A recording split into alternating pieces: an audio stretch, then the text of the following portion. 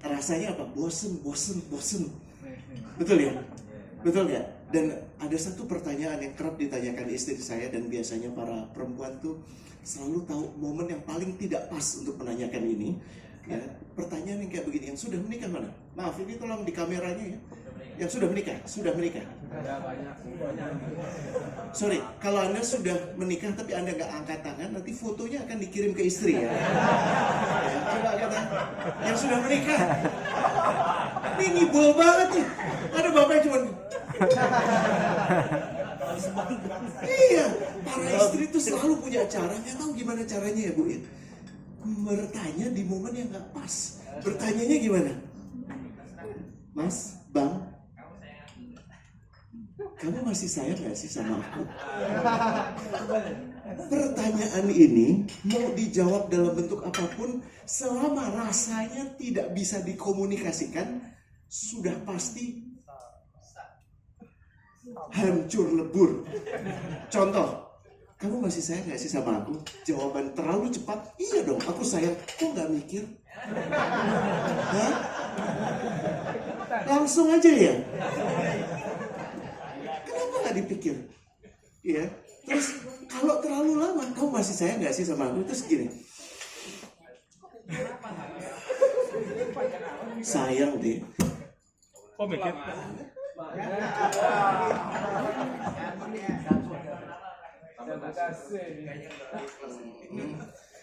Saya menduga para istri-istri gak rela saya omongin. Bu, punten maaf ya Bu ya.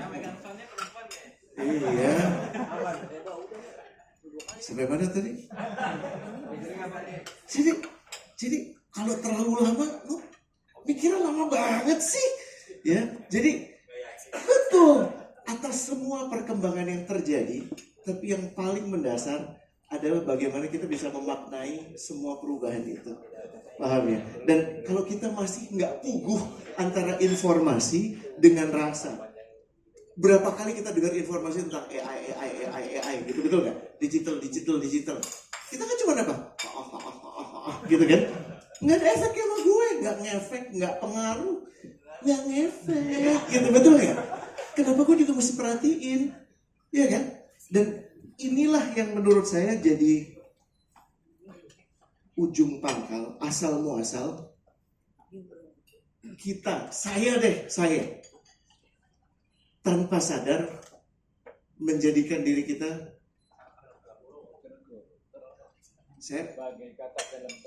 saya ya Pak ya, bukan Bapak, bukan Ibu, saya bagai katak dalam tempurung. Saya bukan teknologis, nggak seperti laki-laki sok cakep semalam, siapa namanya? Yang kayak Arab putih gitu, siapa? Siapa namanya Ustaz? Iya itulah. Itu kayak saudara saya. Jadi ini intermezzo sedikit ya. Saya di sini karena guru saya namanya Ustadz Afif. Tepuk tangan dulu buat Ustadz Afif. Mengajarkan kami berdua manusia-manusia nggak berguna tahun 2017 yang mendadak diundang untuk bisa berhaji. Dan yang membimbing adalah beliau. Lebih katrok lagi, saya waktu itu dalam proses untuk memahami kembali agama Islam, sehingga saya benar-benar nggak bisa baca Quran, nggak bisa. Tapi satu orang yang terus setiap pekan datang secara konsisten, jadi haru ya, ngajarin saya tanpa putus, itu namanya Ustadz Afif. Jadi kalau ada komando dari beliau, saya setengah langsung berdiri gitu.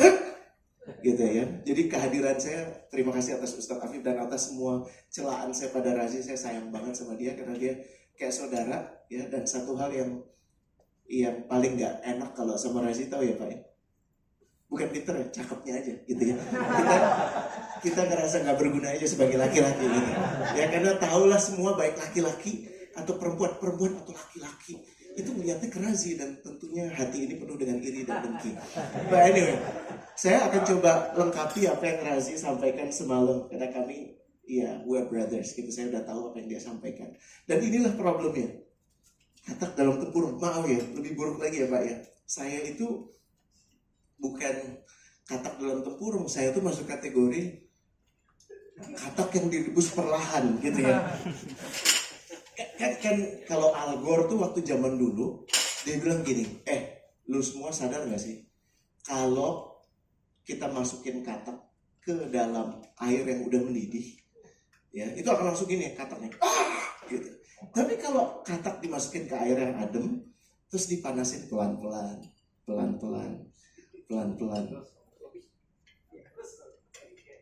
dia nggak sadar Pak, tahu-tahu mati, dan dia nggak punya kemampuan untuk resistensi lagi karena udah kelewat lemes. Saya punya kekhawatiran, dan kekhawatiran ini harus kita dampingi dengan harapan, ya, bahwa jangan-jangan saya kecolongan dengan kehadiran AI ini. Tugasnya hari ini menyalakan, bukan hanya menyampaikan kekhawatiran, tapi juga menyampaikan harapan.